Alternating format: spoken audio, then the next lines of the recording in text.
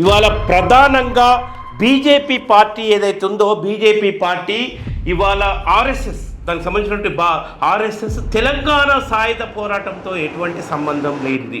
వాస్తవంగా తెలంగాణ ఆర్ఎస్ఎస్ 1924లో పుట్టినప్పటికీ నాగ్పూర్లో ఇవాళ ఆర్ఎస్ఎస్కు తెలంగాణకి ఏమన్నా సంబంధం ఉందా? తెలంగాణ సాయుధ పోరాటానికి సంబంధం లేదు. ఆర్ఎస్ఎస్ ఇవాళ తెలంగాణ ప్రాంతాన్ని ఒక ప్రయోగశాలగా మార్చడానికి, మత విద్వేషాలు మత ఘర్షణలు రెచ్చగొట్టడానికి నిజాన్ని అబద్ధంగా ప్రచారం చేస్తుంది. ఈ భారతదేశంలో ప్రతి ఒక్క హిందువు 1947 తర్వాత జాతీయ జెండాని వేసిండ్రు. కానీ ఒక దేశభక్తి సంస్థ అన్నటువంటి ఆర్ఎస్ఎస్ 2001 వరకు తన కార్యాలయంలో జాతీయ జెండాను ఎగిరేయలేదు. ఇంకో విషయం తెలుసుకోవాలి ప్రజలు ఏంటంటే, ఆర్ఎస్ఎస్ బీజేపీ లేదు ప్రజలు, మీరు హిందూ మతం దేవుళ్ళు అని అంటారు కదా, ఆర్ఎస్ఎస్ కార్యాలయంలో ఒక్క దేవుని చిత్రపటం ఉండదు.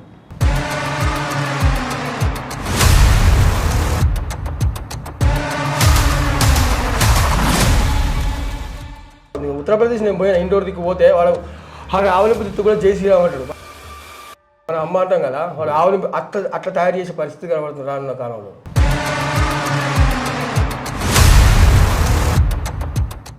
ఆలోజీ నారాయణరావు ఫోటో పెట్టి బీజేపీ వాళ్ళ మీద ఫోటోలు పెట్టి కూడా ఆయన కూడా శుభాకాంక్షలు చెప్తున్నారు. అంటే అందరు భగత్ సింగ్ చెప్పలే, ఇంకా భగత్ సింగ్ అందరు తీసుకపోయి వాళ్ళ కాదు మొత్తం బీజేపీ చేసింది మొత్తం. భగత్ సింగ్ నా వృత్తులు వృధా కాదు అని చెప్పేసి నేను నాస్తికని అన్నాడు కదా. అదే మరి ఆయన కూడా వేసుకుంటారు అంటున్నా, ఆయన కూడా ఫోటో పెట్టుకుంటారు.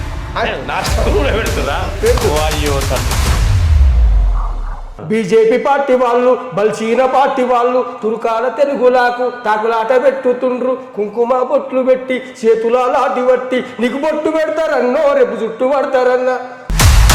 ఇంకొకటి చాలా అబద్ధ ప్రచారం ఏంటంటే, ఆ రోజట ముస్లింలు రజాకారులట ఈ తెలంగాణ గ్రామంలో హిందువులను బలవంతంగా ముస్లింల మతంలోకి చేర్చుకున్నారట. హిందువులను ఒకవేళ బలవంతంగా చేర్చుకుంటే తెలంగాణ గ్రామాలలో ఎక్కువ శాతం ముస్లింల జనాభానే ఉండాలి కదా. ఇప్పుడు మనం ఏ గ్రామానికి వెళ్ళినా ఎన్ని కుటుంబాలు ఉంటాయి?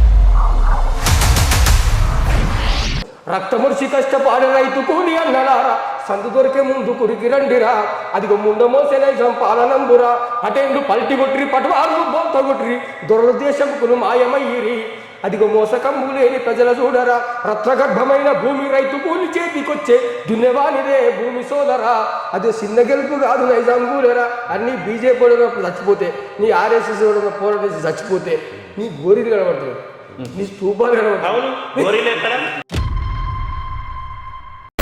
వాళ్ళ లక్ష్యం ఒకటే, ఏంటిది? ఈ దేశాన్ని మతరాజ్యంగా ఉంచాలి. మతరాజ్యంలో ఏముండాలి? రాజు ఉండాలి. పాత ఫ్యూడల్. మతరాజ్యం అంటేనే రాజు, రాజుకు రక్షణగా సైనికులు అంటే క్షత్రియులు, రాజుకు వ్యాపారంగా వ్యాపార వర్గం అంటే ఎవరు? వైశ్యులు. వీళ్ళందరికీ పని చేయాల్సిన ఎవరు? శూద్రుడు. అంతే.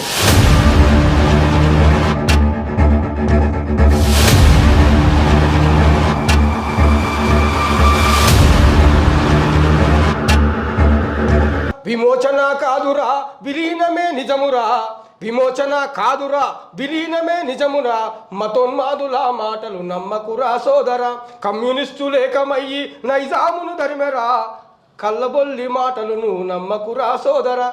భూమి కోసం, భుక్తి కోసం, వెట్టి చాకిరి విముక్తి కోసం విరోచితంగా పోరు చేసి ఇవాళ పోరాటం చేసినటువంటి కారంపొడి రోకలందుకొని నైజాంకు వ్యతిరేకంగా పోరాటం చేసినటువంటి ప్రపంచ ప్రసిద్ధిగాంచిన వీర తెలంగాణ విప్లవ పోరాటానికి సంబంధించి ఈరోజు ఆర్ఎస్ఎస్ మొత్తం కూడా ఇలా బీజేపీ పార్టీ చరిత్రను వక్రీకరించేటటువంటి ఒక ప్రయత్నాలు తీవ్రతరం చేస్తున్నటువంటి ఈ నేపథ్యంలో తెలంగాణ రైతాంగ సాయుధ పోరాటం యొక్క చరిత్రను పరిరక్షించుకోవడమే ఒక ధ్యేయంగా ఇవాళ సత్య ప్రచారక సమాజ్ తరఫున ఇవాళ ఉమామహేష్ అన్న సిపిఐ రాష్ట్ర కమిటీ సభ్యులు మన మన పైలం టీవీ స్టూడియోకి రావడం జరిగింది. వారిని ఇలా జై భీమ్ తర్వాత జై అంబేద్కర్ స్ఫూర్తితో ఇక్కడికి మనం ఆహ్వానిస్తున్నాం.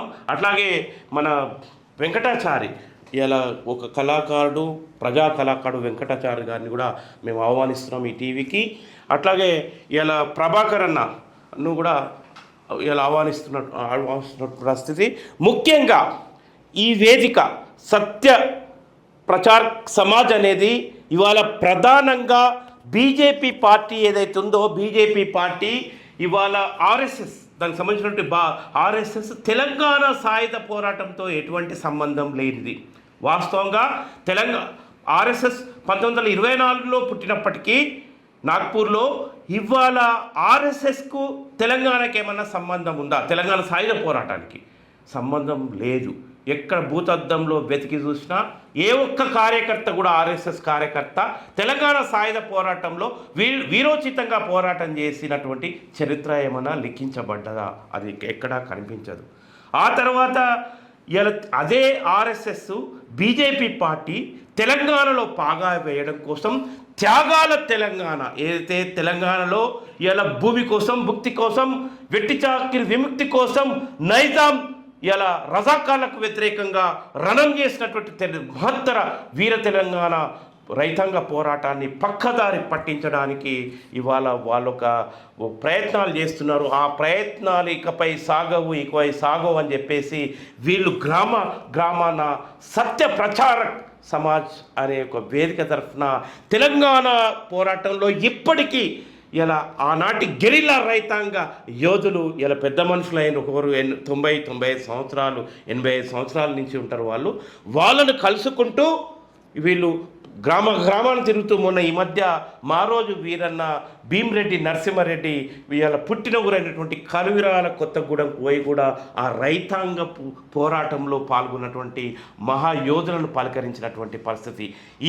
ఈ సత్య సమాజ్ యొక్క ప్రధాన లక్ష్యం ఇవాళ వక్రీకరించబడుతున్నటువంటి చరిత్ర.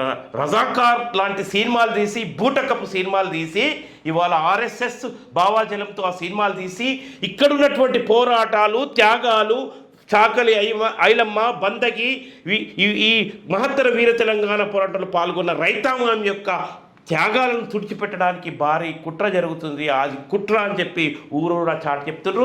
అందులో భాగంగా మనం ఇప్పుడు ఉమామహేష్ అన్నతో మాట్లాడదాం. చెప్పండి, ఏ లక్ష్యంతో మీరు ఈ కార్యక్రమాన్ని చేపడుతున్నారన్న?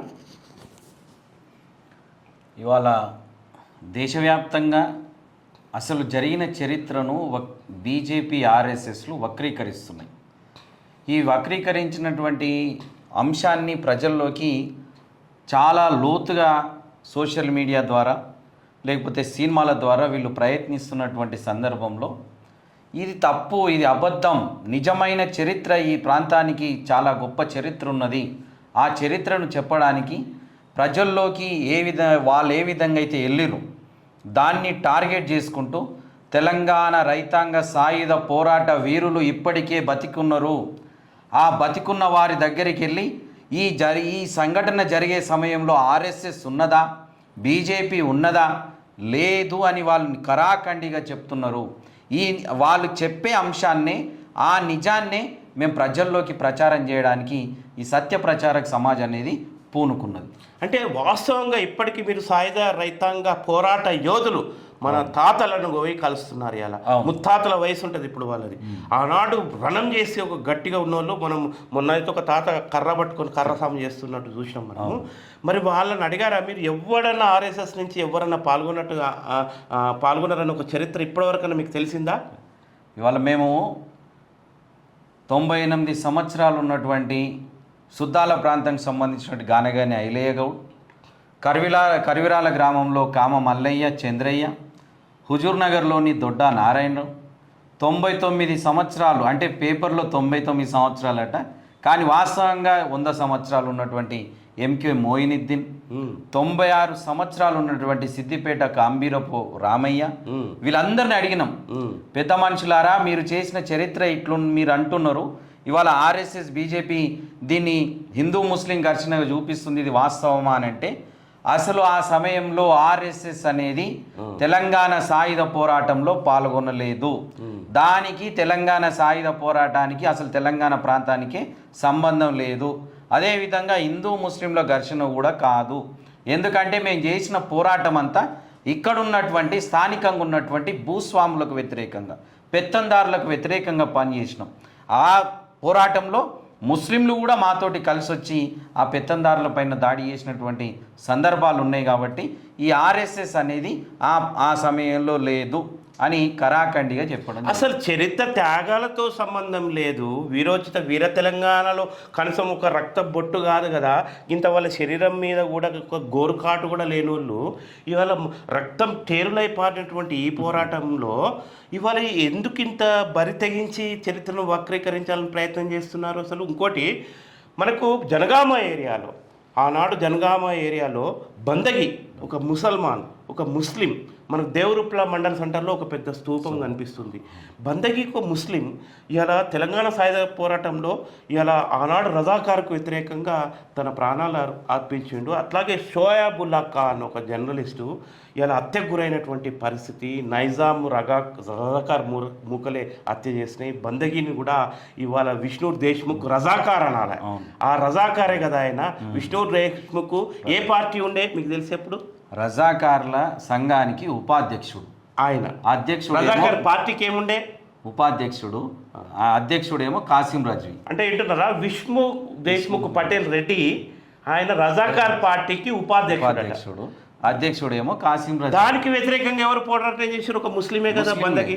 1947 సెప్టెంబర్ 11 అంటే ఇవాళ సెప్టెంబర్ 11 నాడు ఈ నిజాంకి వ్యతిరేకంగా, ఈ భూస్వాములకు వ్యతిరేకంగా సాయుధ పోరాటానికి పిలుపునిస్తున్నామని రావి నారాయణ రెడ్డి, బద్దం ఎల్లారెడ్డి, మగ్దుం మోయినుద్దీన్, అంటే ఈ మగ్దుం మోయినుద్దీన్ కూడా ముస్లిమే, వీళ్ళు పిలుపునిచ్చారు. ఎవరికి వ్యతిరేకంగా?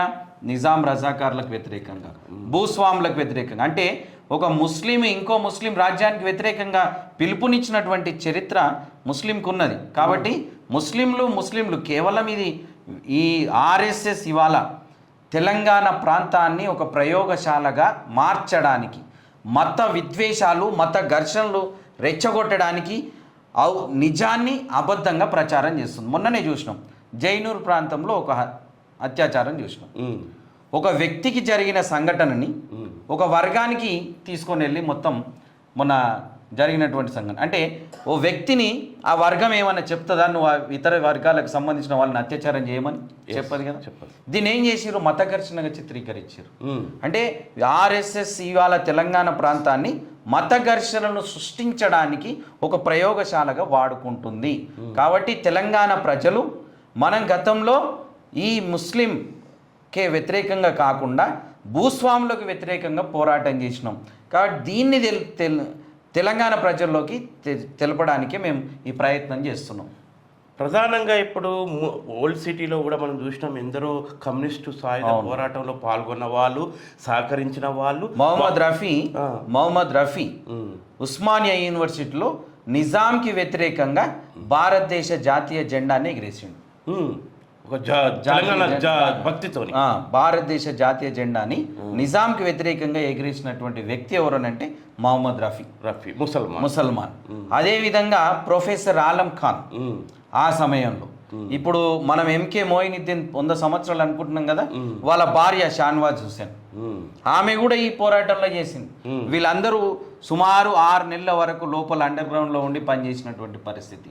కేవలం వీళ్ళిద్దరు ముగ్గురే కాదు, ఇప్పుడు మన ఖమ్మం జిల్లాలో చంద్రుగొండ సంఘటన, చంద్రుగొండలో మొత్తము చనిపోయిన వాళ్ళందరూ ముస్లింలే. ఈ రజాకార్లకు వ్యతిరేకంగా పోరాటం చేస్తే ఆ రజాకార్లు చంపింది ఎవరినేనంటే అందరినీ ముస్లింలని చంపారు. చంద్రుగొండ పోరాటం చూడండి. కాబట్టి ఇది హిందువులకు మధ్య జరిగిన ఘర్షణ. ఆనాడు మనకు తెలంగాణ సాయుధ పోరాట గెరిల్లా దళ నాయకులు ఆనాడు తెలంగాణ గ్రామాల్లో సంచరించినప్పుడు కూడా కొన్ని ముస్లిం కుటుంబాలు కూడా సహకరించిన షెల్టర్ ఇచ్చాయి కూడా కదా మనకు. అవును, దళాలకు ఆనాడు మనకు వాళ్ళు ముస్లిం కుటుంబాలు అక్కడ ఆ సమయంలో దీన్ని ఏమనొచ్చు అంటే వర్గ పోరాటం అనొచ్చు. ఎస్, వర్గ పోరాటంలో ముస్లింలు సైతం భాగస్వాములు. భూస్వాములకు రైతులకు జరిగిన పోరాటం, భూస్వామ్య వ్యతిరేక పోరాటం, వెట్టి చాకిరీ వ్యతిరేక పోరాటం జరిగిన పోరాటం. అక్కడ ప్రతి ఒక్క గ్రామం సంబంధించిన ఆయా ఊర్లలో ముస్లింలా లేకపోతే హిందువుల వాళ్ళు వ్యతిరేకం ఏంది, అక్కడ ఉన్నటువంటి భూస్వాములకు వ్యతిరేకంగా. ఇక్కడ ఎవరు పోరాటం చేసిరు? రైతులు. ఈ రైతులు ఎవరు ఉన్నారు? అన్ని సబ్బండ వర్గాల వాళ్ళు ఉన్నారు, అన్ని మతాల వారు ఉన్నారు. ఇప్పుడు హిందూ ముస్లిం అని అంటున్నారే, ఆ హిందూ ముస్లిం అనే పదమే ఆ సమయంలో ఇప్పటికీ కొన్ని లోపల గ్రామాలలో ఇంత విద్వేషం అనేది లేదు. ఇప్పుడు ఆర్ఎస్ఎస్ తీసుకొని వస్తుంది ఈ చరిత్రను, ఇది హిందూ ముస్లింలని. ఇప్పటికీ తెలంగాణ గ్రామంలో ముస్లింలను కొన్ని కులాల వారు తాత, మామ అని పిలుచుకుంటే, మా ఊరు కూడా ఉంది బేగంపేట. ఇప్పుడు మీరు ఏదైతే ఒక రేణుకుంటకు పోతుండ్రో చరిత్ర తెలుసుకోవడానికి వీరచంద్ర, మా దగ్గర చాన్మియా ఉంటాడు, చాన్మియా తాత ఉన్నాడు. మేమంతా ఊర్లో కలిసిమెలిసి ఉన్నాం. హైదరాబాద్ పాతనగర్లో మత కళాలు జరుగుతుంటే రజాకార్ పార్టీ వాళ్ళందరూ చేస్తున్నప్పుడు క్రమంలో చిన్నతనంలో మనం ప్రేమ ఆప్యాయతతో ఉన్నాడు. ఇలా పండుగలు అయితే వాళ్ళ కీరు మనకు. ఇంకొక చాలా అబద్ధ ప్రచారం ఏంటంటే, ఆ రోజట ముస్లింలు రజాకారులట ఈ తెలంగాణ గ్రామంలో హిందువులను బలవంతంగా ముస్లింల మతంలోకి చేర్చుకున్నారట. హిందువులను ఒకవేళ బలవంతంగా చేర్చుకుంటే తెలంగాణ గ్రామాలలో ఎక్కువ శాతం ముస్లింల జనాభానే ఉండాలి కదా. ఇప్పుడు మనం ఏ గ్రామానికి వెళ్ళినా ఎన్ని కుటుంబాలు ఉంటాయి? ఒకటి రెండు, లేకపోతే ఇప్పుడు వాళ్ళ పిల్లలు అయితే ఓ 4-5 కుటుంబాలు అయితే. అది కూడా ఈ తెలంగాణ ప్రజలు, ముఖ్యంగా ఆర్ఎస్ఎస్ బీజేపీలో పనిచేసినటువంటి కింది స్థాయి నాయకులారా, మీరు గమనించండి. ఒకవేళ నిజాం రజాకార్లు మన తెలంగాణ ప్రజలను బలవంతంగా ముస్లింలుగా మార్చితే ఒక ఉదాహరణ చెప్పండి. ఒకవేళ మార్చిరనంటే మీరు శాస్త్రీయంగా ఆలోచించండి. నిజంగా మారుస్తే ఆ గ్రామం అంతా సగం జనాభా మొత్తం ముస్లింలుగా మారాలి కదా. ముస్లింలుగా లేరు కదా, ఉంటే ఓ 4-5 కుటుంబాలు ఉన్నాయి. ఇక్కడ ఇది కూడా మీరు శాస్త్రీయంగా ఆలోచిస్తే ఆర్ఎస్ఎస్ బీజేపీ చేస్తున్నటువంటి ప్రచారం అబద్ధం ప్రచారం అంటే. మరి ఎందుకు ఇంత ఆర్ఎస్ఎస్ ఇంత కుట్ర పొందుతుంది? బీజేపీ తన రాజకీయ ఒక ప్లాట్ఫామ్ మీద ఇదంతా వాళ్ళ నేతలంతా కూడా ఇలా రజాకార్ సినిమా అని ఒక బూటకప్ సినిమా తీసుకొచ్చి చూస్తే నవ్వొస్తుంది వీళ్ళని చూస్తుంటే. ఆ రజాకార్ సినిమా తీసినోడు కూడా కొన్ని ఉంటాయి సన్నివేశాలు తప్పితే ఐడియాలజికల్గా ఒక సిద్ధాంతపరంగా ఒక త్యాగాల చరిత్రను రక్తపు టేర్లై పారిస్తే సాగు మరణంలాగా ఒక రైతాంగంని ఒక దొర గడిలకు వ్యతిరేకంగా పోరాటం జరిగి వెట్టి చాకిరి విముక్తి జరిగినటువంటి ఆ మహత్తర పోరాటాన్ని వీళ్ళ భాగస్వామ్యం లేదు, ఏది లేదు. మరి వాళ్ళు ఎందుకు ఇంత కుట్ర పోతున్నారు? మరి అదే ఇక్కడ బీజేపీ అనేది రాజకీయంగా తన పలుకుబడిని పెంచుకొని ఇక్కడ ప్రభుత్వం ఏర్పాటు చేయడానికి. కాబట్టి బీజేపీ చరిత్రను మొత్తం వక్రీకరించాలి. ఏమని వక్రీకరిస్తారు? హిందూ ముస్లింల మధ్య ఘర్షణ. ఇన్ని రోజులు ఏం చేసిర్రు? ప్రజల్లో ఒక మత భావన తీసుకొని వచ్చారు. మెజారిటీ ప్రజల్లో మేము హిందువులం అనే మత భావన తీసుకొని వచ్చారు. అది తీసుకొని వచ్చినాక దాంట్లో కొంత విజయం సాధించినాక ఇప్పుడు దాన్ని ఏం చేస్తారు? హిందూ ముస్లింల మధ్య జరిగిన ఘర్షణగా చెప్తే ఈ హిందువులు ఏం చేస్తారు? ముస్లింల పైన ఆ వ్యతిరేకత భావన ఉంటుంది. ఈ వ్యతిరేక వర్గం ఒకవైపు, అంతా ఈ హిందూ వర్గం మొత్తం బీజేపీ వైపు ఓట్లు సంపాదించుకోవచ్చు అని వీళ్ళు అనుకుంటున్నారు. కానీ తెలంగాణ ప్రజలు అంత తెలంగాణలో సాధ్యం కాదు. ఇప్పుడు కూడా ఇది అంటే బీజేపీలో నిజంగా శాస్త్రీయంగా ఆలోచించేటోళ్ళు, మీరు బీజేపీ ఆర్ఎస్ఎస్లో ఆలోచించేటోళ్ళు, మీరు ఒక ప్రశ్న ఇస్తున్నా నేను. మీరు కశ్మీర్ని విలీనం అని అంటున్నారు. కశ్మీర్ కూడా అప్పుడు స్వాతంత్రం వచ్చినప్పుడు కాశ్మీర్ మన భారతదేశంలో కలవలే, స్వతంత్ర దేశంగా ప్రకటించుకున్నాడు. ఇక్కడ నిజాం ఎట్లయితే ప్రకటించుకున్నాడో, మరి ఆ స్వతంత్ర దేశంగా ప్రకటించుకున్న కాశ్మీరు భారతదేశంలో కలిసింది. దాన్ని ఇప్పుడు వీళ్ళు ఏమంటున్నారు? బీజేపీ వాళ్ళు కాశ్మీరు విలీనం అని అంటున్నారు. మరి ఇక్కడ ఏం జరిగింది? హైదరాబాద్ కూడా స్వతంత్ర దేశంగా ప్రకటించుకుంది. స్వతంత్ర దేశమైనటువంటి హైదరాబాద్ తర్వాత పోరాటం వల్ల భారతదేశంలో కలిసింది. మరి ఇక్కడ భారతదేశం దీని హైదరాబాద్ని విలీనం అని ఎందుకు అనట్లేదు? మీ నాయకత్వాన్ని మీరు అడగండి ఒకసారి. కాశ్మీర్నేమో విలీనం అంటున్నాం, హైదరాబాద్నేమో విలీనం అని అనట్లేదని మీ నాయకత్వాన్ని అడగండి. బీజేపీలో ఆర్ఎస్ఎస్లో పనిచేసేవాళ్ళు అంటే అక్కడ ఒక రకమైనటువంటి చరిత్ర. ఎందుకు అక్కడ ఒక రకమైన చరిత్ర? అక్కడ మెజారిటీ, అక్కడ ఉన్నటువంటి రాజు హిందూ, మెజారిటీ ప్రజలు ముస్లింలు. ఇక్కడ రాజు ముస్లిము, మెజారిటీ ప్రజలు హిందువులు. సో ఈ గొడవనేమో ఈ విధంగా తీసుకొని వచ్చారు, ఆ గొడవనేమో వాళ్ళు మాట్లాడట్లేదు అక్కడ. అంటే వీళ్ళు తెలంగాణను మరో గుజరాత్ లాగా ప్రయోగించబోతున్నారు. గోద్రా ఘటన జరిగింది కదా, మత కల్లాలు సృష్టించారు కదా. అక్కడ మత కల్లాలు కొన్ని అరాచక శక్తులు అటువైపు కావచ్చు ఇటువైపు కావచ్చు కొందరు తమ స్వార్థంతో సృష్టించినటువంటి ఆ గొడవలలో రాజకీయ లబ్ధి పొంది నేడు మోడీ ప్రధానమంత్రి అయ్యి ఒక అదాని లాంటి తమ గుజరాతీ ఒక వ్యాపారస్తుని ప్రపంచ కుబేరుని చేసి ఇవాళ ఈ స్థితికి ఎదిగించినటువంటి మోడీ నాయకత్వం అంటే మత కల్లోలాలకు గోద్రా ఘటనలకు ఇవాళ అదాని లాంటి ప్రపంచ కుబేర ఎదుగుదలకు చాలా లింక్ ఉంది కదా. అవును, దీనిపై కొద్దిగా చెప్పండి మరి ప్రజలకు. ఇప్పుడు ఒకటే, బీజేపీ ఎక్కడైతే స్మూత్గా తన అడుగు పెట్టలేదో అక్కడ ఏం చేస్తుందనంటే మత ఘర్షణలు సృష్టిస్తున్నది. ఫస్ట్ మొదట మతం వ్యాప్తి చెందిస్తుంది. ఇప్పుడు అందరు అంటుంటారు బహింసా ఘటన లేకపోతే నిర్మల్ ఘటన. ఈ బీజేపీ అడుగు పెట్టకముందు బీజేపీ అనే పార్టీ ఇక్కడ లేనప్పుడు ఈ బహింసా ఘటన జరిగిందా? జరగలేదు.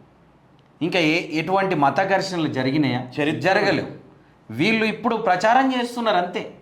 ఒకరిని కొడితే మొత్తం వర్గం పైన దుష్ప్రచారం. అది అట్లా ప్రజల్లోకి తీసుకొని వచ్చి మెల్లమెల్లగా ఇక్కడ కూడా మత ఘర్షణలు సృష్టించాలి. ఇంకో దౌర్భాగ్యమైన పరిస్థితి ఏంటంటే ఈడ సొంత హిందువులపై కూడా దాడి చేస్తున్నారు. ఇప్పుడు మనం ఉదాహరణకు అరే మేము హిందూ అంటూనే ఏదైనా మాట్లాడితే ఒక అంబేద్కర్ స్ఫూర్తితో ఏదైనా మాటలు మాట్లాడినా, పూలే స్ఫూర్తితో ఏదైనా మాటలు మాట్లాడినా, అరే వాట్సాప్లలో ఏదైనా చర్చ జరిగినా అరే నువ్వు దేశద్రోహి అంటున్నారు, తోటి హిందూనే దేశద్రోహి అంటున్నారు, నువ్వు హిందువు కాదంటారు, పోలీస్ స్టేషన్లో కేసులు పెడుతున్నారు, మొత్తం ఆగం చేస్తున్నారు వీళ్ళు. ఇప్పుడు వాస్తవంగా జరుగుతున్నది అదే. ఇప్పుడు వాళ్ళు పెట్టిన పోస్టుకి అది కాదు ఇది నిజం అని చెప్తే చాలు వాళ్ళు దేశద్రోహులు అని అంటున్నారు కదా మనల్ని. అయితే ఎవరు దేశద్రోహులు, దాడులు ఇళ్లకు వచ్చి కొడతాడు, ఎవరు దేశద్రోహులు ఎవరు దేశభక్తులు కూడా తెలుసుకోండి మిత్రులారా. ఈ భారతదేశంలో ప్రతి ఒక్క హిందువు 1947 తర్వాత జాతీయ జెండాని ఎగిరేసిర్రు. కానీ ఒక దేశభక్తి సంస్థ అన్నటువంటి ఆర్ఎస్ఎస్ 2001 వరకు తన కార్యాలయంలో జాతీయ జెండాను ఎగిరేయలేదు. ఎందుకు ఎగిరేయలేదు? ఎవరు దేశభక్తి ఉన్నట్టా? అదే ఇప్పుడు వాళ్ళే ఆలోచించుకోవాలి. ఇప్పుడు ఈ భారతదేశంలో ఉన్నటువంటి మెజారిటీ ప్రజలు రాజ్యాంగాన్ని ఆమోదించిర్రు. అవును, రాజ్యాంగాన్ని ఆమోదించిర్రు. ఇప్పుడు వాళ్ళు ఏమంటున్నారు? వాళ్ళ రాజ్యాంగం ఏమంటున్నది?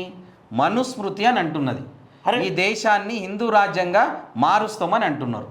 హిందూ రాజ్యం అని అంటే అది కాషాయకరణ.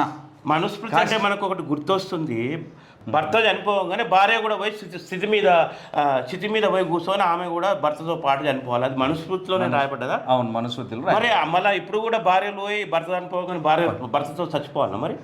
ఇప్పుడు మనం ఆ ప్రశ్న వేస్తే వాళ్ళు ఏమంటారంటే మారిపోయిందన్న ఇంకా మారిపోవడం అనేది ఈ అందులో ఉన్నటువంటి ప్రతి ఒక్క అంశము ప్రజలను విడగొట్టబడి ఉన్నది.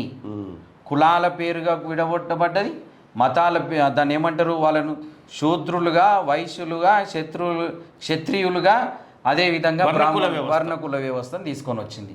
వీళ్ళు ఇప్పుడు ఒకటే తెలుసుకోవాలి, బీజేపీ అధికారంలోకి వచ్చినాక ఎవరి సంపాదన పెరిగింది? ఆదాని సంపాదన. ఎవరి సంపాదన తగ్గింది? ఎవరికి రుణాలు ఎక్కువ వచ్చినాయి? ఎవరికి రుణాలు రాకుండా ఎవరిపైన ట్యాక్స్ పెరిగింది? ఎవరికి ట్యాక్స్ తగ్గింది? మెజారిటీ హిందువులపై ట్యాక్స్ పెరిగింది. ట్యాక్స్ పెరిగింది హిందూ ప్రజలు. ఎవరు హిందూ ప్రజలు అనుకుంటే అట్టడుగు వర్గాల వారిపైన లేని ట్యాక్స్లు వచ్చినాయి మోడీ వల్ల. వాడికి 35% ట్యాక్స్ కట్టేటోడు ఏం చేసిండు? ఇప్పుడు 25కు తగ్గించిండు. ఎవరు? వ్యాపారస్తుల ట్యాక్స్ ఏమో తగ్గింది, పేద ప్రజలకు కట్టాల్సిన ట్యాక్స్ ఏమో పెరిగింది. మరి బీజేపీ వాళ్ళు ఒకసారి ఆలోచించండి. అంటే మనకు ఒకటి ఏమంటే అదాని లక్ష్యం, ఇప్పుడు ఆర్ఎస్ఎస్ లక్ష్యము, బీజేపీ లక్ష్యం అదాని లాంటి కుబేలను తయారు. వాళ్ళ లక్ష్యం ఒకటే, ఏంటిది? ఈ దేశాన్ని మతరాజ్యంగా ఉంచాలి. మతరాజ్యంలో ఏముండాలి? రాజు ఉండాలి. పాత ఫ్యూడల్. మతరాజ్యం అంటేనే రాజుకు రక్షణగా సైనికులు అంటే క్షత్రియులు, రాజుకు వ్యాపారంగా వ్యాపార వర్గం అంటే ఎవరు? వైశ్యులు. వైశ్యులు వీళ్ళందరికీ పని చేయాల్సిన వాళ్ళకి ఎవరు? కాలకాడు ఉంటారు, శూద్రులు. శూద్రులు కాలకాడు. అంతే. అంటే వీళ్ళని ఇది కాదు వాళ్ళే అంటారు కదా, మను ధర్మశాస్త్రం ఏం చెప్తుంది? బ్రహ్మ తల నుండి బ్రాహ్మణుడు పుట్టెను, బ్రహ్మ భుజాల నుండి క్షత్రియుడు పుట్టెను, పొట్ట నుండి బ్రహ్మ పొట్ట నుండి వైశ్యుడు పుట్టెను, ఇవాళ బ్రహ్మ పాదాల నుండి శూద్రులు పుట్టెను, ఆ శూద్రులకి ఇంకా అతి శూద్రులు పుట్టెను అని అంటాడు కదా. మరి మళ్ళా మను ధర్మశాస్త్రం ఇప్పటికీ భారతదేశ జాతీయ జెండాను ఆర్ఎస్ఎస్ కార్యాలయం మీద ఎగరవేయని, నాగ్పూర్ హెడ్ క్వార్టర్స్ ఆర్ఎస్ఎస్ కార్యాలయం మీద ఇంతవరకు భారతీయ 2001 వరకు 2001 వరకు ఎగిరేయని వాళ్ళు మరి మళ్ళా మన ధర్మశాస్త్రం తెస్తా అంటే మళ్ళీ ఇది మళ్ళీ అతిశూద్రులు కాలకాన్నే ఉండాలి కదా. అదే ఇప్పుడు అదే చెప్పడమే ప్రజలకు నిజమైన చరిత్ర ఏందో చెప్పడమే మా బాధ్యత. అందుకనే మేము అందరినీ అంటున్నాం, ప్రజలారా మీరు వాస్తవాలు తెలుసుకోండి, చరిత్రలో ఏం జరిగింది, వాళ్ళ కుట్రేంది. మేము ఎప్పట్లే ఆర్ఎస్ఎస్లో పనిచేసినటువంటి ఒక స్థాయి గల్ల నాయకులు కూడా కొన్ని పుస్తకాలు రాసిరు. అందులో జరుగుతున్నటువంటి లోటుపాట్లను, ఎత్తిపోతులను అన్నింటినీ రాసిరు. వాటిని కూడా చదవండి, వాస్తవంగా ఏం జరిగిందో కూడా చదవండి. కేవలం మేము మా మతస్థుడు చెప్పిండు కాబట్టి మేము ఒక ప్రశ్న మిమ్మల్ని అడుగుతాము, జరపైలం టీవీ అడుగుతుంది. ఒకటి ఏంటంటే రజాకార్ ఎన్నో అకృత్యాలు చేస్తూ ఇక్కడ మన అన్ని రకాలుగా అందరి స్త్రీలను కూడా అవమానపరుస్తూ బతుకమ్మలు ఆడించినటువంటి చరిత్ర రజాకార్ది ఇక్కడ. అప్పుడు మనం అంటే ఇక్కడ వాస్తవం తెలుసుకోవాల్సిందంటే రజాకార్లు అనేటోళ్ళు సైన్యం అంటే సిపాయిలు. బతుకమ్మ ఆడిచ్చింది ఎవరు? దొరలు విష్ణువురు లాంటి దొరలు వాళ్ళు ఆడిచ్చారు. మరి ఈ ఆర్ఎస్ఎస్ బీజేపీ వాళ్ళు హిందూ స్త్రీలను అట్లా ఈ దొరలు ఆడించినప్పుడు మరి ఎందుకు ప్రశ్నిస్తలేదు? ఏమున్నా ముస్లిం అని అంటున్నాడు.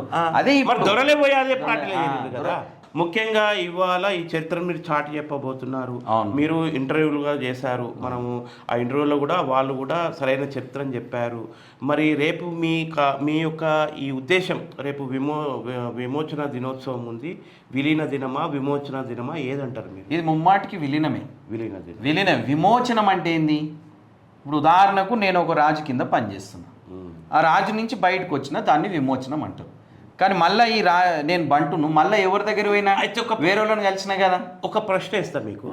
మరి బీజేపీ పార్టీ ఆర్ఎస్ఎస్ ఇప్పుడు వాళ్ళతోనే వచ్చింది పేచీ కనుక వాళ్ళని పదే ప్రస్తావిస్తున్నాం. తప్పుడు సినిమా తీసి రజాకార్ అని చెప్పేసి తప్పుడు చరిత్రను వక్రీకరించారు. అది పక్కా ఖండించాల్సిన అవసరం ఉంది. ఎందుకంటే మన తాతలు ముత్తాతలు అందా ఆ సాయుధ పోరాటంలో రక్తాన్ని పారించారు. ఇక ఆ నేల మీద పుట్టినాం, వాళ్ళ వారసత్వం మనది. నేను ఏమంటున్నా అంటే వీళ్ళు ఇంత చరిత్ర చేసుకుంటూ వచ్చి లాస్ట్ నిజమైన చరిత్రను పక్కదారి పట్టించేటట్టు చేస్తున్నారు కదా వీళ్ళు. అవును, నిజమైన చరిత్రను పక్కదారి పట్టిస్తున్నారు కాబట్టి ఇవాళ ఎన్నడూ లేనిది ప్రజానికం కూడా, అంటే ప్రజలు కూడా ఆలోచన స్థాయికి వచ్చారు.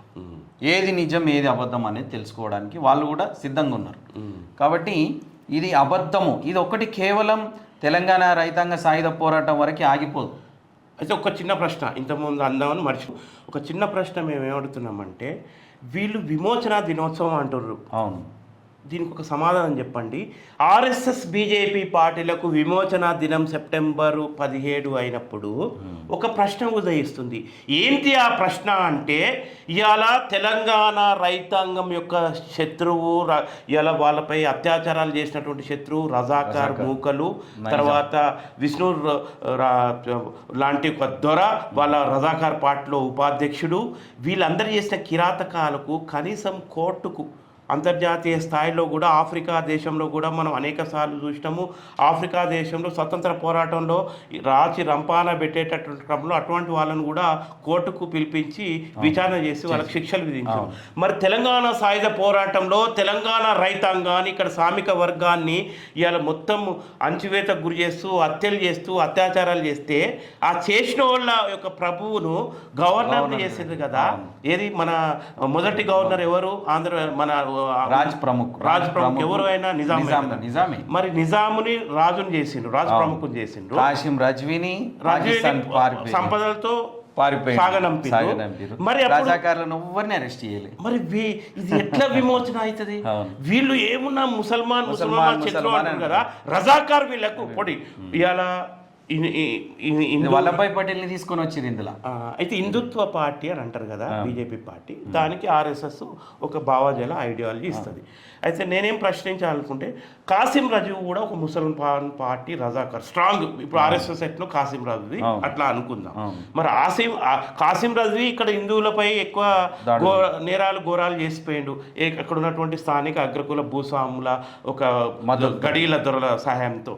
మరి కాసిం రజ్వీని వీళ్ళు పూర్తిగా ఈ కోణంలో ఇంత ఘోరాలు చేస్తే సాగనంపిన చరిత్ర ఉన్నప్పుడు వీళ్ళు ఎట్లా విమోచన అంటారు? అదే ఇప్పుడు ప్రజలకు అదే ఇప్పుడు వాళ్ళు అదే అంటున్నారు, విమోచనం అని అంటున్నారు. ఎట్లా అని అంటున్నారు అనేది మేము చెప్తున్నాం.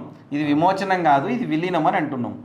విమోచనం కాదు. దీన్ని కూడా మీరు మంచి అంశాన్ని లేవనెత్తారు మిత్రులారా. ఇవాళ తెలంగాణ రైతాంగ సాయుధ పోరాటం హైదరాబాద్ సంస్థానం 1948 సెప్టెంబర్ 17 నాడు భారతదేశంలో విలీనమైందని ప్రచారం జరుగుతుంది. ఈ జరిగే క్రమంలో ఆర్ఎస్ఎస్ బీజేపీలు వల్లభాయ్ పటేల్ వచ్చి ఇక్కడ యూనియన్ సైన్యం వచ్చిందాకనే నిజాం లొంగిపోయిండని అంటున్నారు. ఇది చాలా అబద్ధం. జరిగింది నిజాం లొంగిపోలేడు. కావాలంటే మేము మళ్ళీ తర్వాత మేము ఇంటర్వ్యూలో పెడతాము. అధికార మార్పిడి జరిగింది. 1900 ఇప్పటికీ బతికున్న వాళ్ళని అడిగండి ఎందుకు జరిగింది హైదరాబాద్ సంస్థానం, ఎందుకు వచ్చిండు వల్లభాయ్ పటేల్ అంటే ఇక్కడ ఈ హైదరాబాద్ సంస్థానంలో 3000 గ్రామాలను నిజాం రాచరికం నుంచి విముక్తి చేసిరు. ఎవరు విముక్తి చేసిరు? ఆంధ్ర మహాసభ అంటే కమ్యూనిస్టులు. తర్వాత విముక్తి చేయడమే కాదు, పటేల్ పట్వార్ల భూస్వాముల భూములను గుంజుకొని 10 లక్షల ఎకరాలు ఈ గ్రామాలకు పంచిర్రు. ఈ పంచే సమయంలో ఇంకా ఇలాగే కొనసాగితే నిజాంని కూడా లొంగ తీసుకొని చంపేస్తారనే ఒక భావన. ఈ భావన ఏర్పరచుకున్నాక తర్వాత ఇదే ఒకవేళ కమ్యూనిస్టులు హైదరాబాద్ సంస్థానాన్ని ఆధీనంలోకి తీసుకుంటే కమ్యూనిస్టులు మొత్తం ఈ దేశవ్యాప్తంగా పోతారేమో అనే ఒక భావనతోటి అప్పుడు సర్దార్ వల్లభాయ్ పటేల్ ఇక్కడికి వచ్చిండు. అండ్ ఎప్పుడు వచ్చిండు? సెప్టెంబర్ 13, 1948. అంటే అప్పుడే చైనా విముక్తి జరిగింది. అయితే 1900 ఒకవేళ సర్దార్ వల్లభాయ్ పటేల్కు హైదరాబాద్ పైన ప్రేమ ఉంటే 1947 నుంచి 1948 వరకు ఎందుకు రాలేదు? ఒక ప్రశ్న. ఒకవేళ వచ్చిండు మీరు అంటున్నట్టు హైదరాబాద్ వల్లభాయ్ పటేల్ వల్ల విలీనమైతే ఇక్కడ హైదరాబాద్ సంస్థానంలో మన ప్రౌరులను ఎట్లా చంపిరో మీ అందరికీ తెలిసిందే. ఎవరు చంపిరనంటే ఇప్పుడు బీజేపీ ఏమంటుంది? రజాకార్లు చంపింది అని అంటున్నది. ఒకవేళ వల్లభాయ్ పటేల్ రజాకార్లను లొంగ తీసుకుంటే ఎంతమంది రజాకార్లను అరెస్ట్ చేసిండు? ఈ హైదరాబాద్ సంస్థానాన్ని ఊచకోతకోసినటువంటి నిజాంని అరెస్ట్ చేయకుండా జైలుకు పంపించకుండా రాజ్ ప్రముఖ్గా నిలబెట్టిండు. అదేవిధంగా కాసిం రజ్వీని ఈ దేశం నుంచి పాకిస్తాన్ పారిపోయేలాగా చేసిండు. మరి ఆ వల్లభాయ్ పటేల్ ఎవరి కోసం చేసిండు? ఒకవేళ వల్లభాయ్ పటేల్ ఈ హైదరాబాద్ సంస్థానంకి వస్తే ఎంత ప్రతిఘటన జరిగింది? ఎంతమంది నిజాం సైన్యం యూనియన్ సైన్యంతో పోరాటం చేసిందో ఒకసారి చెప్పండి.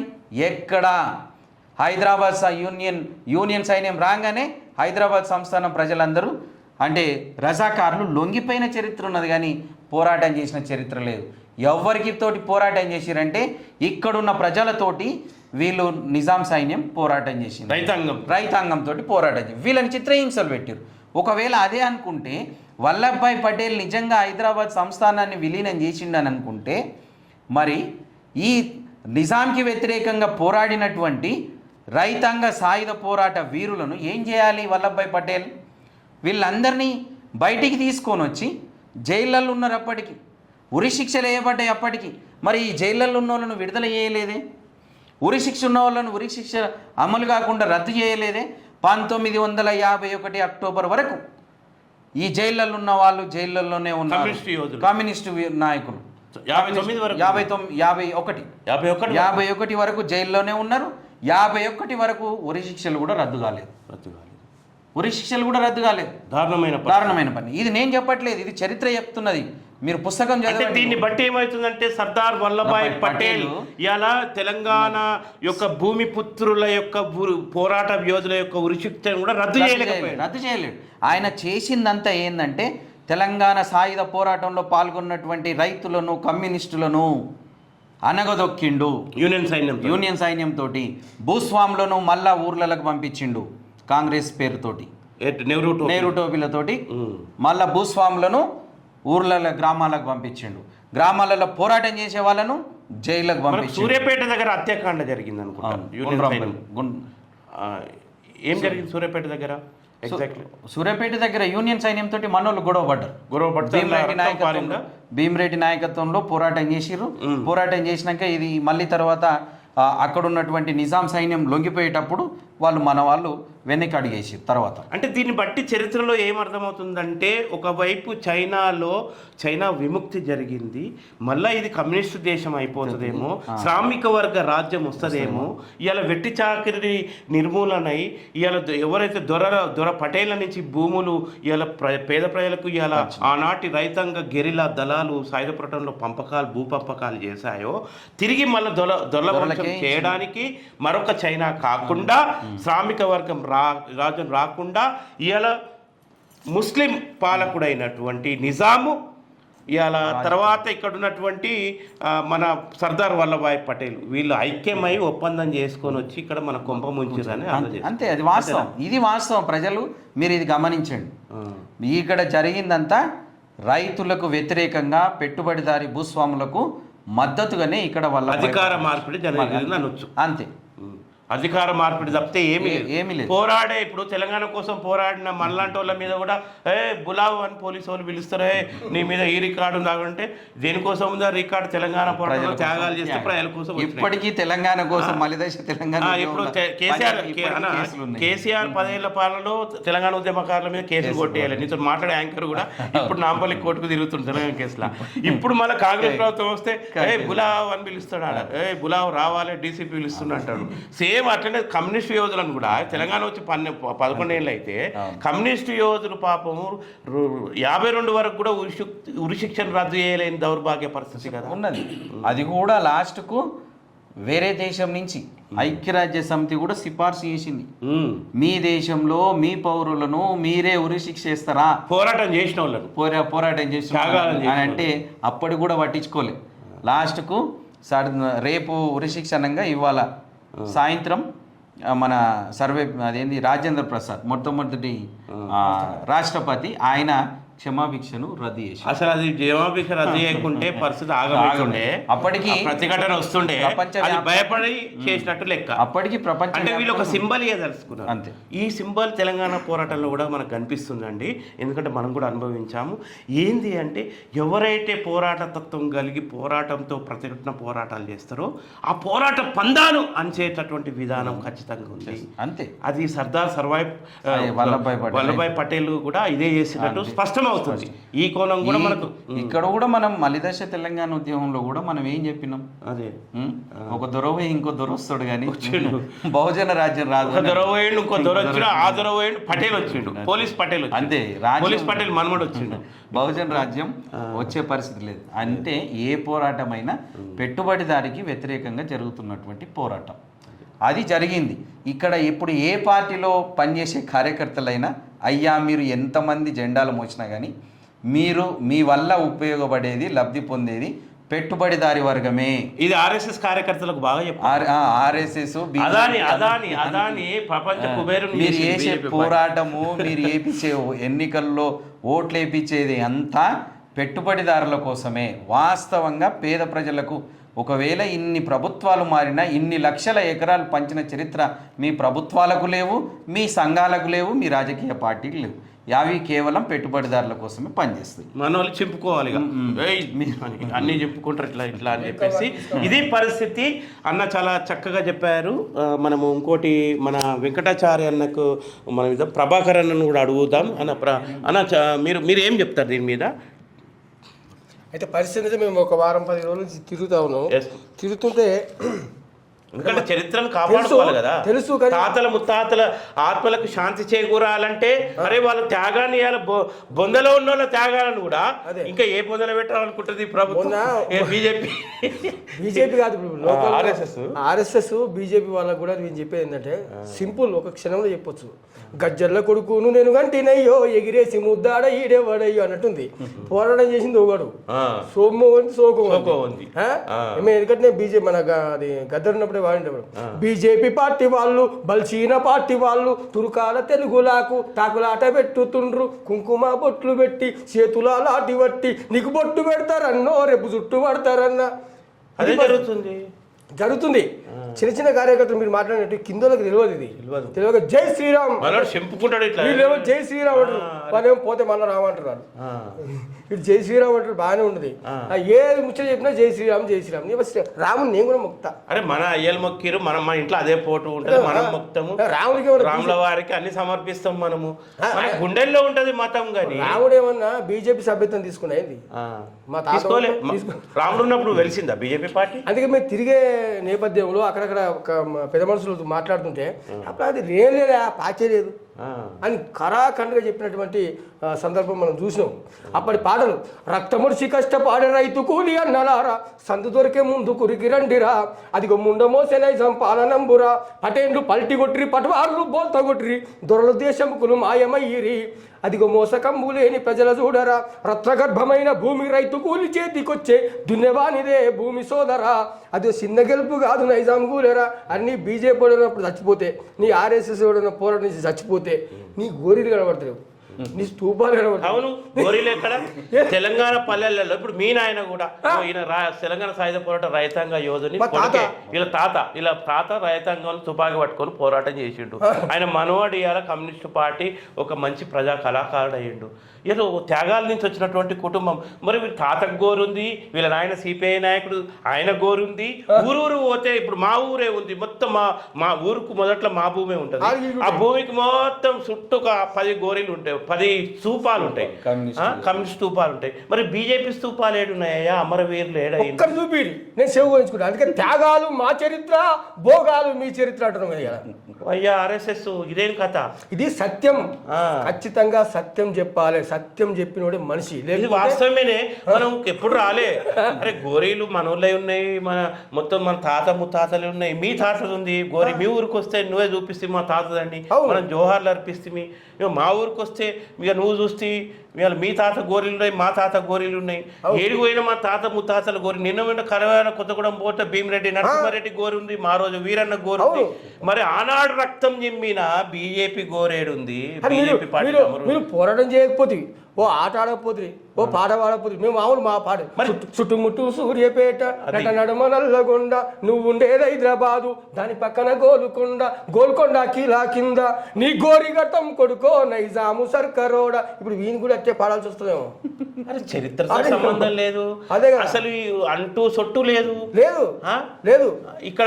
అప్పటికి బీజేపీ పార్టీ మాయి ముంతా లేదు, మాయి ముంతా లేని వాళ్ళు మరి చరిత్ర ఎట్లా వాకీకరిస్తారు? అదే ఇప్పుడు పరిస్థితి ఏంటంటే, అందుకే వాడు ఏం చేస్తే సోషల్ మీడియాను బాగా వాడుకుంటారు. మనోళ్ళు వెనకంజలో, మీరు ఏమని అనుకో, మనోళ్ళు వెనకంజలో ఉంటారు. సోషల్ మీడియాను చూసేటోళ్ళు సత్యమా కాదా అనేది ఒకసారి కాన్సెప్ట్ ఆలోచన చేయాలి. ఇక రజాకార్ సినిమా తీసి వాళ్ళు అనసూయ పెట్టి బతుకమ్మ అందరూ చూస్తారు. అయితే నిన్న మొన్న పోరగాళ్ళు మొన్న ఒక షూటింగ్ కు పోయినప్పుడు ఏం జరిగిందంటే, ఆడ షూటింగ్ చేసిన వాళ్ళతో ఉన్నాం. రజాకార్ సినిమా చూసినా అని వాళ్ళనేది అంటే ఏం చూడలే అని మనం అన్నాం. మనలో ఉన్న పోరగాడు అదంతా తప్పు తీసిండ్రు ఇట్లా అనేది డిస్కషన్ వస్తే వీళ్ళు ఆ సినిమా చూసిన వాళ్ళే కాబడుతున్నారు. ఆ సినిమా చూసే ఇట్లా మొత్తం తుర్కోళ్ళు ఇట్లా చేసిర్రు అనే కాడికి వచ్చింది ఆడ. అంటే తుర్కోళ్ళు ఇట్లా చేసిర్రు అంటే బందగి ఏం చేసిండు, మరి పోరాటం చేసిండు కదా. అంటే ఈ సినిమా రజాకార్ సినిమా ద్వారా ఇక్కడ తెలంగాణ యువతరంలో మత విద్వేషాన్ని రెచ్చగొట్టి పౌరులను అంటే ఇక్కడున్న సమాజాన్ని విడగొట్టే ప్రయత్నం బీజేపీ పార్టీ చేస్తుందంటారా? ఖచ్చితంగా. ఇది కులాలు మనం చూస్తూనే ఉన్నాం కదా. ఇప్పుడు వాళ్ళ క్రిస్టియన్స్ వాళ్ళు బతకొద్దు, తుర్కోళ్ళు బతకొద్దు, ఇది ఒక్కడే ఉన్నారు. దళితులు బతకొద్దు. మళ్ళీ మనం చూస్తా ఉన్నాం. అక్కడ ఉత్తరప్రదేశ్ నేను పోయిన ఇండోర్ దిక్కు పోతే వాడు ఆవలింపు దిత్తు కూడా జై శ్రీరామ్ అంటాడు. మనం అమ్మ అంటాం కదా, వాడు ఆవలింపు అట్లా తయారు చేసే పరిస్థితి కనబడుతుంది రానున్న కాలంలో. అరే మనకు కూడు కావాలి, సాయంత్రం అయితే ఇంట్లో బియ్యం లేకపోతే బియ్యం ఎట్లా నాయన అనుకుంటాము, ఇల్లు కిరాయి కట్టకపోతే రేపు ఎట్లా ఇల్లు కిరాయి కట్టాలనుకుంటాము. అదే మనం ఈ బాధలు పడుతుంటే మధ్యలో గీలో లేని మరి అదే మరి ఇది లొల్లి బండి పెట్రోల్ లేకపోతే మనం ఊపుతాం ఇట్లా ఊపుతాము, పెట్టి ఇట్లా పెడతాం బంకా కింద. ఇప్పుడు ఆర్ఎస్ఎస్ బీజేపీలో పనిచేసిన బట్టే కిందికి ఆర్డర్కి నేను చెప్తున్నా, చాలా కష్టపడుతున్నారు వాళ్ళు పాపం. వాళ్ళు నిజాయితీ పడరు, వాళ్ళని ఏమనొద్దు. మన తమ్ముళ్ళు, మన అన్నలు, మన పెద్దలు ఉన్నారల్లా, వాళ్ళు నిజాయితీ పడరు, కమిట్మెంట్తో పనిచేస్తున్నారు. పనిచేసి వాళ్ళని గెలిపిస్తూ చూసినావు, అది మీ మోసానికి వస్తుంది. అయ్యో వాళ్ళని పనిచేసి వాళ్ళని గెలిపిస్తే వాళ్ళు ఏం చేస్తారు, ప్రపంచ కుబేరుని తయారు చేసారు. అది అది మళ్ళీ అదాని అంటే మళ్ళీ వచ్చి మనకే పెట్టుబడి పెట్టి మన చేతుల్లో పంగనామాలు పెట్టి మనకే వడ్డీలకు పైసలు ఇస్తున్నాడు. కొత్త మార్వాడి సెట్ తయారయ్యాడు అంతే.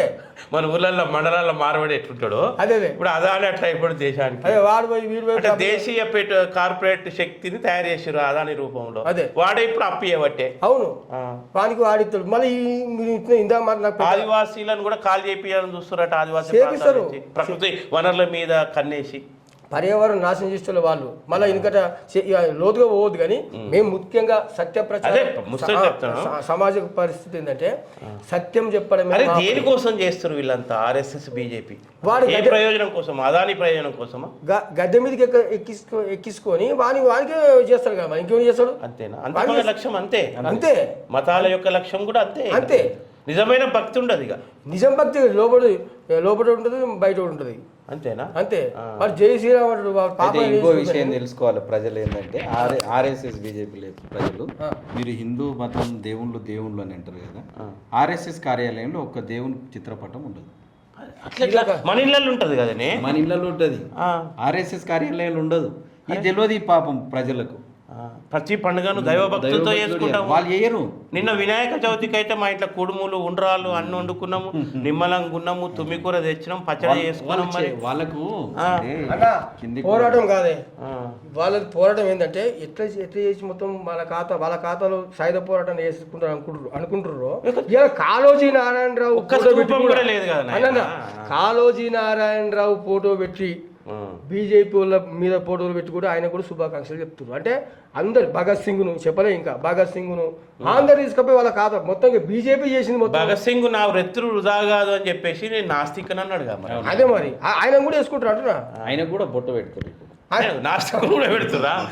అయ్యో తండ్రి. అందుకని వెనుకట చాలా మంది రక్తం దారా పోసిందా మీరు చెప్పినట్టు వేలాది మంది రక్తార్పణం చేసినట్టు తెలంగాణ సాయుధ పోరాటం తీసుకొచ్చి తెలంగాణను విముక్తి చేసి లక్షల ఎకరాల భూమిని పంచుకునే వేల గ్రామాలను విముక్తి చేసినందుకు బీజేపీ వాళ్ళు మనకు ఈ పార్టీ మాది ఈ పోరాటాన్ని వాళ్ళ ఖాతాలో వేసుకుంటారు చూసారు. అది చాలా ద్రోహం. అది ద్రోహమే అది.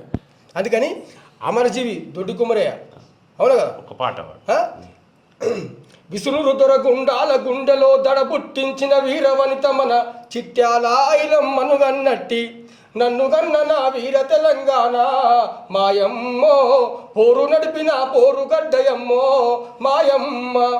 అంతే కదా. ఇలాంటి పాటలు మరి ఆర్ఎస్ఎస్ నాయకులు పేరుందా? పేరుందా? వాళ్ళ పేరు చచ్చిపోతే రాయింది. మన తెలంగాణ పోరాటంలో ఎలుమోని కొడుకు రెడ్డి కొడుకు రావాలి కదా, రెడ్డి కొడుకు చచ్చిపోయారు, ఎలుమోని కొడుకు అని రావాలి కదా, అప్పుడు కట్టిన వెనక నుంచి నూకి రైంది. నాకు అర్థం కాదు మరి. అసలు ఇక్కడ వాళ్ళ పార్టీ పుట్టలేదు, అది ఇక్కడ పుట్టలేదు అది. అందుకని సత్య ప్రచారకు సమాజం సంబంధించి మేము చెప్పేది ఏంటంటే ఖచ్చితంగా సత్యమే చెప్పాలి. మీరు అనవసరంగా దీన్ని తీసుకుపోయి అన్ని వేసుకుంటాం, ఏమైనా గోళీలా రూపాయలు అనుకుంటారా వేసుకుంటాను. అందుకని జై శ్రీరామ్ పోతే మీరు మళ్ళీ రారుగా. అంటే ఇవాళ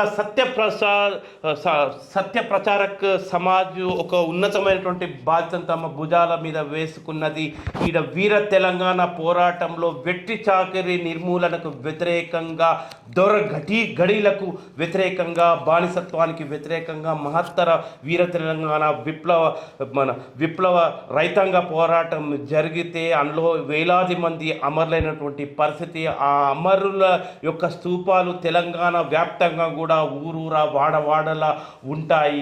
ఆ చరిత్ర సజీవ సాక్ష్యం. చరిత్రతో సంబంధం లేని ఈ బీజేపీ పార్టీ దానికి సైద్ధాంతిక పునాదిగా ఉన్నటువంటి ఆర్ఎస్ఎస్కి అసలు తెలంగాణ యొక్క సాయుధ పోరాట చరిత్రకు ఏమాత్రం సంబంధం లేదు. రజాకార్ సినిమా అనేది ఒక మత ఉన్మాదాన్ని రెచ్చగొట్టే సినిమాను తీసుకొచ్చి ఇక్కడ తెలంగాణ సాయుధ పోరాటం అంటేనే హిందూ ముస్లింల మధ్య సోదర భావంతో బతికినటువంటి హిందూ ముస్లింల మధ్య ఒక చిచ్చు పెట్టి ఒక గొడవలాగా మత చిచ్చులాగా క్రియేట్ చేయాలని సృష్టించాలని చూస్తున్నారు. దీని ద్వారా ఎట్లాగైతే మన గుజరాత్లో మోడీ మొదటిసారి ముఖ్యమంత్రి అయినరో అక్కడ గోధ్రా అల్లర్ల తర్వాత హిందూ ముస్లింల మధ్య చిచ్చు పెట్టి ఇక్కడ తెలంగాణలో కూడా అటువంటి స్థానాన్ని సంపాదించుకొని ఇక్కడ నిజమైన తెలంగాణ సాయుధ పోరాట యోధుల రక్తం చిందించినటువంటి యోధుల యొక్క పోరాట చరిత్రను మొత్తము ఇలా భూస్థాపితం చేసి ఇలా మత ఉన్మాదాన్ని రెచ్చగొట్టేటటువంటి ప్రయత్నం చేస్తున్నారు. ఈ మత ఉన్మాదంతో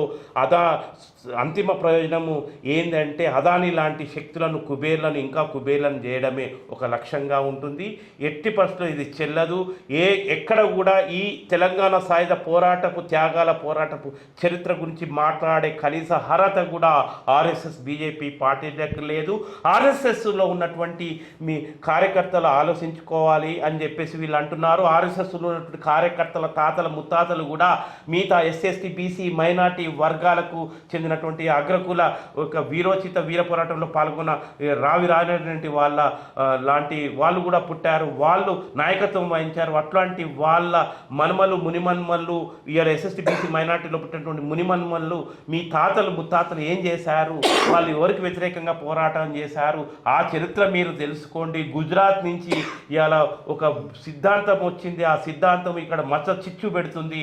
ఆ మత చిచ్చు అనేది మొత్తంగా ఇవాళ తెలంగాణ చరిత్రను వక్రీకరిస్తుంది. ఆ చరిత్ర అట్లాంటి వక్రీకరించే హక్కు మీకు లేదు. మేము ఖచ్చితంగా మీ ఆటలు సాగనీయం. మత ఉన్మాదపు ఆటలు తెలంగాణలో చెల్లవని చెప్పేసి సత్యప్రసాద్ సమాజ్ ఇవాళ ఊరూరా తిరిగిపోతుంది. వీరికి వచ్చినందుకు మీకు ధన్యవాదాలండి. చరిత్రను ఖచ్చితంగా నిలపాల్సిందే. వీరుల త్యాగాల చరిత్రను నిలపాల్సిందే.